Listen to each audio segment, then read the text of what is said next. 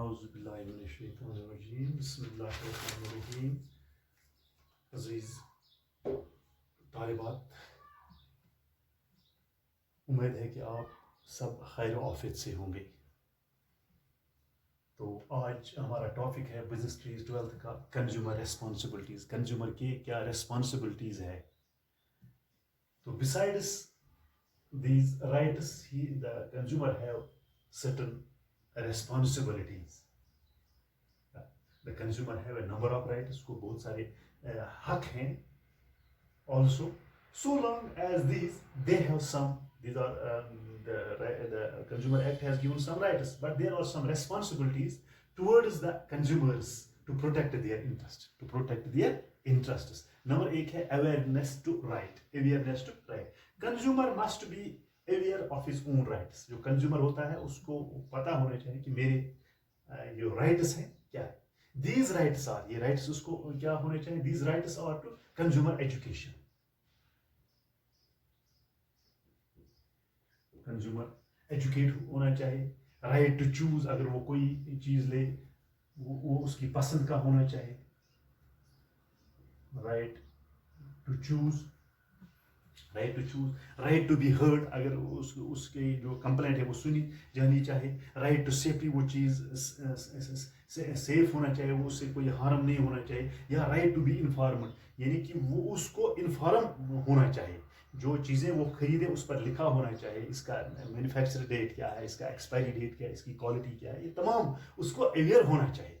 वो उसको पहला अपने हक के साथ साथ वो these rights are to or right to consumer should be given education, right to choose, right to heard, right to safety, right to be informed, right to be, he should be aware about these education, about the choose of the product, about that right to be heard, right to be safety, या right to be informed, etc. ये तमाम चीजें उसको पता होनी चाहिए. किसको? एक कंज्यूमर को. A consumer. These are the rights and responsibilities of the consumer while taking the goods या while consuming the products. दूसरा है quality conscious. ये तो आपको पता है, जब हम कोई चीज परचेज करते हैं, तो कंज्यूमर को ये देखना चाहिए that there should be a quality certificate. There should be a quality certificate. There should be a quality certificate. There should be a quality certificate of the product. That this should be a quality product. Quality product. For example, कोई हम electric चीज लेते हैं तो उसमें ये ISI mark होना चाहिए. ISI, Indian Standard Item. ये उसमें लिखा होना चाहिए. That indicates that it is the quality product. If he has the certificate like ISI, Indian Standard Item. या हम फूड प्रोडक्ट्स लेते हैं, तो उसमें भी ये सर्टिफिकेट होना चाहिए एग मार्क. जो हम फूड प्रोडक्ट्स हम लेते हैं उसमें ये होना चाहिए कि उसमें एक सर्टिफिकेट होती है दैट दिस इज गवर्नमेंट, यहाँ पर लिखा हुआ गवर्नमेंट ऑफ इंडिया. इस तरह की एक सर्टिफिकेट होती है कहाँ पर, जो हम फूड प्रोडक्ट्स यूज करते हैं. तो उसमें अगर आप ये देखोगे एग मार्क है तो वो समझो वो क्वालिटी प्रोडक्ट होता है. और दूसरा है, अगर हम मतलब कोई सोना लेते हैं, सोने का कारोबार करते हैं, मतलब सोना खरीदते हैं एक कारोबारी से, तो उसमें क्या होना चाहिए, हॉल मार्क होना चाहिए. ये इस तरह का हॉल मार्क होता है.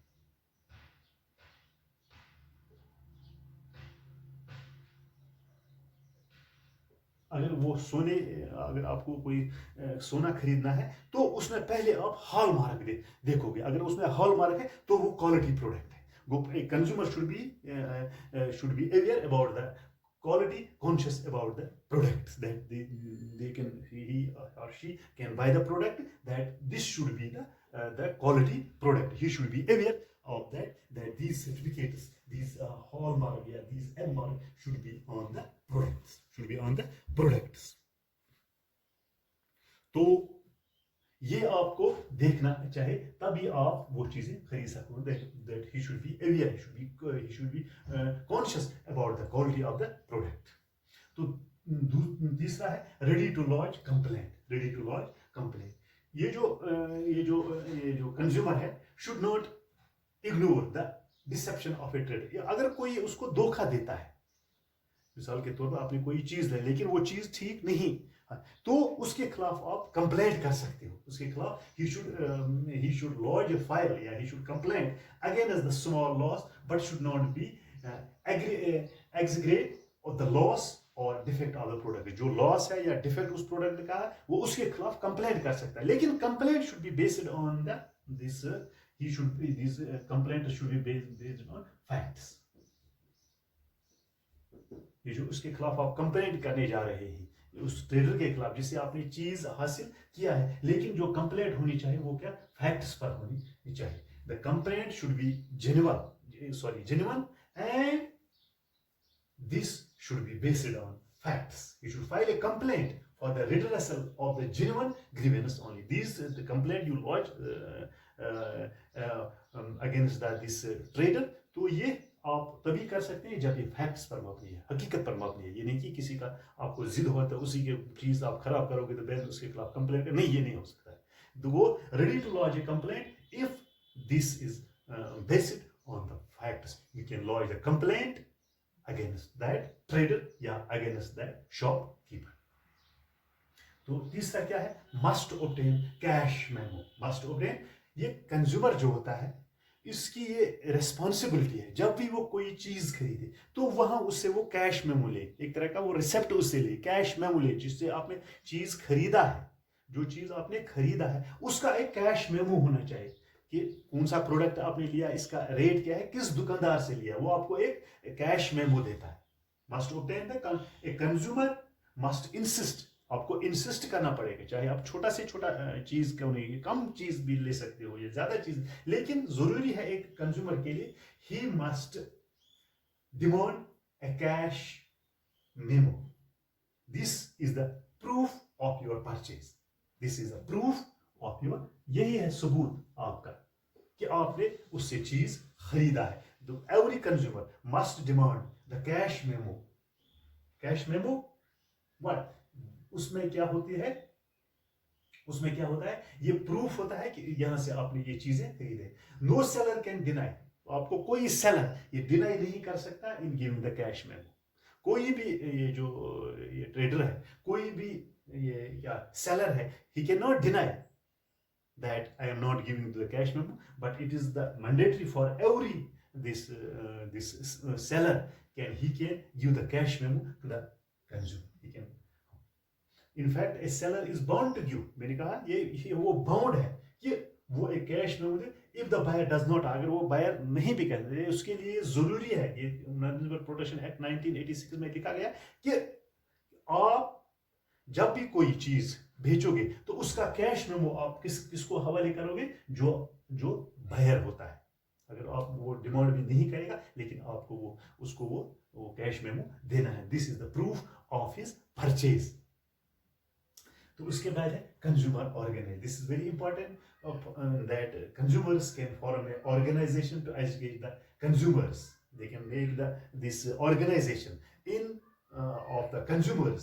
तो उसमें क्या है, to educate the consumers about the safeguard of these products।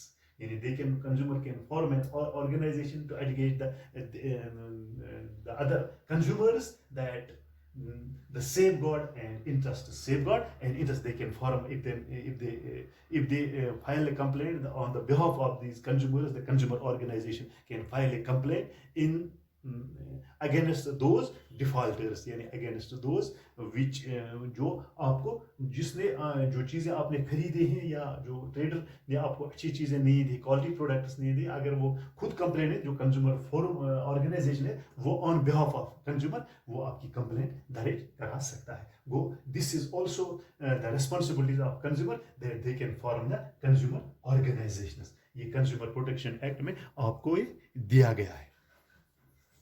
तो इसके बाद है selection of goods. Selection of goods, choose only legal goods. आपको वो पसंद करने चाहिए, आपको वही चीज चूज करने हैं जो लीगल होंगे।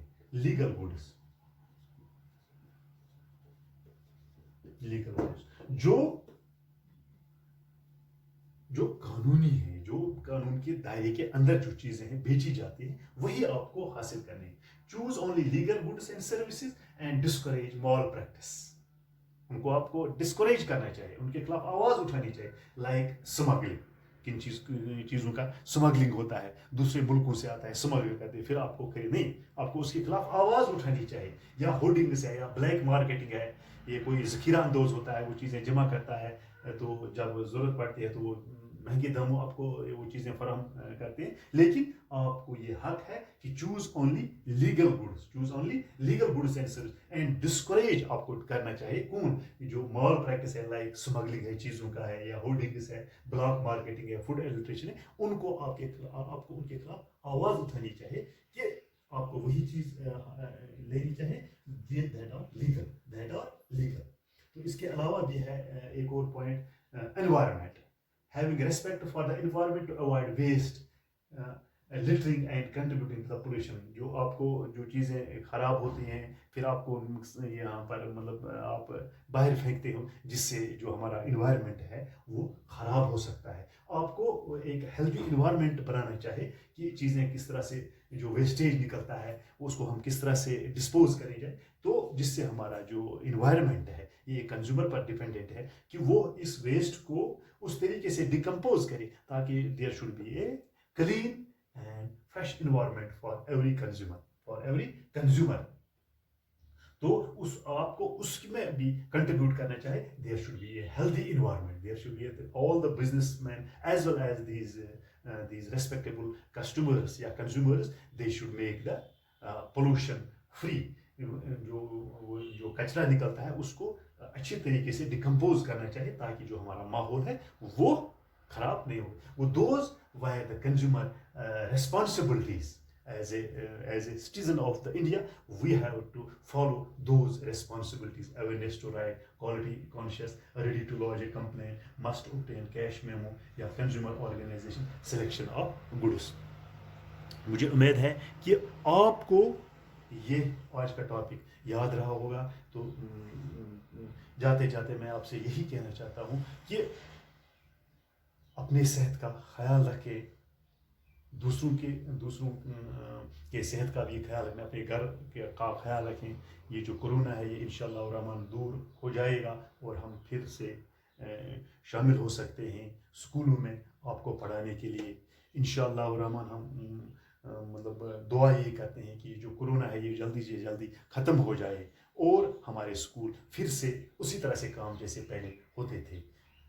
Stay home, stay safe. Thank you.